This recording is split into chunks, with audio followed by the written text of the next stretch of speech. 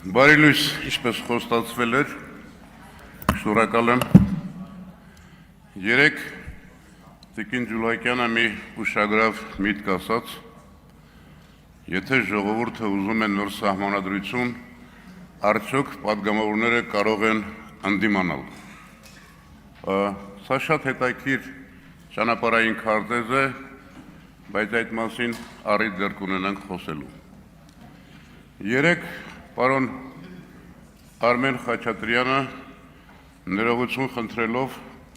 ինձ խորհուրդ տվեց։ Պարոն Խաչատրյան, այս ընթացքում ես գուցե 100 եւ ավելի անգամ եղել եմ կալանավայրերում, շփվել եմ տասնյակ ու տասնյակ աշխատակիցների հետ, բոլորին շատ հարգում եմ, նրանք էլ ինձ են հարգում շատ։ Խնդրում եմ ինձ խորհուրդ չտալ։ Տիկին Բաղդասարյան, նազելի, եթե հիշում եք, կամուրջ ես միշտ եմ եղել։ Հիմա թեման, որ կարծեմ ուղիղ առնչվում է այս պետաիրավական օրակարգին։ Նախորդ ելույթի ժամանակ խոստացել էի, անում եմ։ Իշխանության բնույթի մասին։ Մենք խորհրդարանական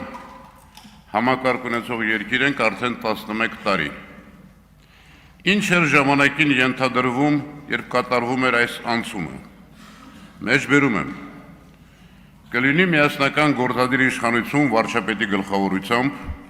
հանրապետության նախագահը կլինի վերկուսակցական անաչառ արբիտր, խիստ կնվազի իշխանության անձնավորումը, չի լինի իշխանության երկենտրոնացում գործադիր իշխանության ղեկավարի ձեռքում, իսկ կառավարության քաղաքական պատասխանատվությունը խորհրդարանի առջև կնպաստի կոլեգիալ կառավարմանը։ Կբարձրանա խորհրդարանի ինչպես օրենսդիր, այնպես էլ վերահսկողական դերակատարությունը երկրում աստիճանաբար կձևավորվի իշխանություն ընդդիմություն երկբևեռ դասական քաղաքական համակարգ։ Պետությունում կբացառվի քաղաքական, տնտեսական եւ վարչական ներուժի սերտաճումը, կլինի իրավունքի, մարդու հիմնական իրավունքները եւ ազատությունները կապահովվեն։ Մեծամասնություն լինել չի նշանակում բոլոր հարցերի ճիշտ լուծումները իմանալ։ Քաղաքական մեծամասնությունը ու քաղաքական փոքրամասնությունը ոչ թե հակառակորդներ են, այլ մեր պետության առջև կանգնած խնդիրների լուծման տարբեր ճանապարհներ տեսնող մարդիկ։ Հայաստան, Արցախ, Սփյուռք երամիասնությամբ համագործակցաբար ուսուսի տված տարբեր մոտեցումների համադրմամբ մենք կարող ենք հասնել արդյունավետ լուծումների։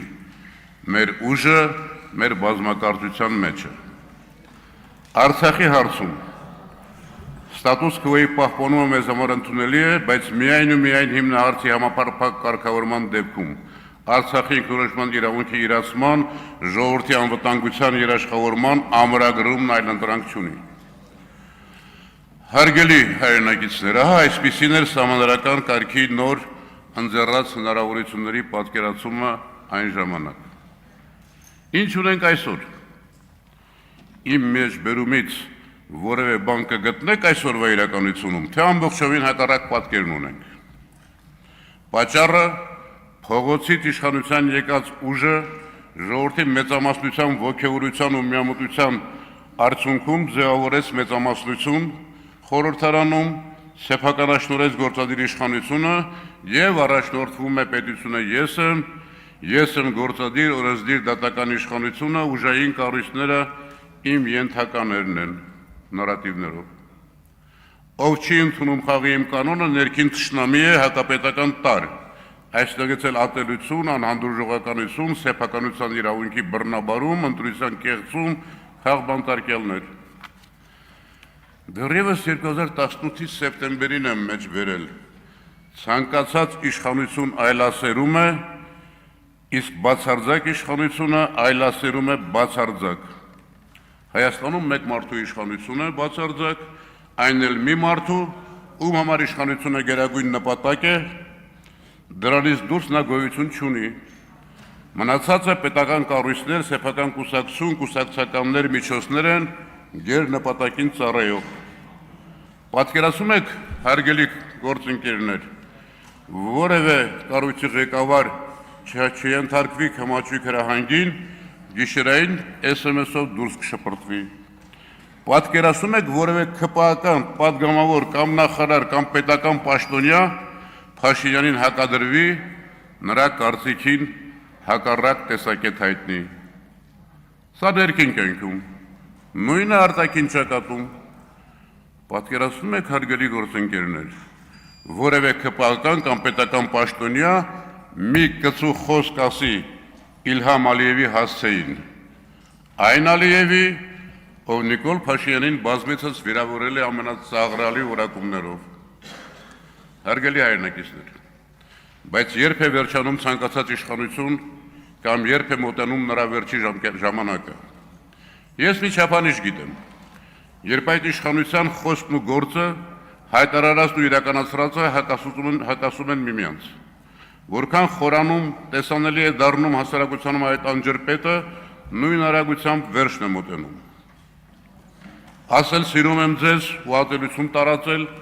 ասել հպարտանում եմ ձեզանով ու մտքում ատել, ասել փառք նահատակներին ու հայրենիքի համար զոհվածների մայրերին քաշ տալ ասֆալտով, հայրերին բանտարկել, ասել ինքնիշխանություն, երբ օկուպացված ես, երբ Բաքվում պատանդներ են, ասել Արցախը Հայաստան է եւ վերջ, հետո ասել Արցախը Ադրբեջան է եւ բացականչական նշան, ասել ձեռքս կկտրեմ, բայց կտրել մի ամբողջ խմբակցություն, ասել Տիգրան Մուկուչյան, բայց դարձնել Վահագն Հովակիմյան։ Հիմա այս ընթացն է, հուսով եմ երկար չի տևելու, ոչինչ հավերժ չէ, բայց որն է մեր նպատակը։ Մեր նպատակն է, որ ժամանակի մեջ հարատևի մեր ժողովուրդը ու մեր անկախ պետականությունը։ Ահա թե ինչու այս անբնական տոտալ իշխանության պայմաններում մենք պարտավոր ենք ձևակերպել, թե ինչպիսի Հայաստան ու ինչպիսի հասարակություն ենք ունենալու այս մղձավանջի ստույգ ավարտից հետո։ Այդ մասին սակայն, ինչպես կասեր ԱԱՑ-ում այսօր վրեժխնդրության զոհ դարձած պարոն Ծառուկյանը, հաջորդ դասին։ Շնորհակալ եմ։ Հարգելի գործընկերներ, մենք ունենք մի խնդիր։ Մենք ըստ երևույթին միայն երկրորդ